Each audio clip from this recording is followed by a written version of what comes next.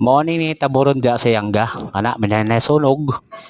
Tapos na bombero taraw. Pero isa ra kabuok. Hinay pa kayong bomba.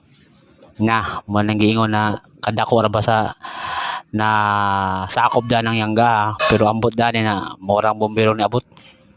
Ang gibuhat sa mga bombero, kung ako nakita, di man kukuan, eksperto. Kabalo ko kung masunog unta ang bomba nila kanang pikas balay. Kay kanang nasunog, wala na gina, wala pag-asa na.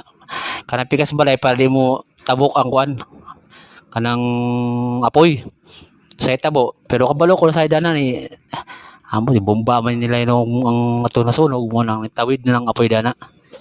Mahirap yan, kaya sobrang itim ng usok na yan, eh, ibig sabihin, malakas talaga.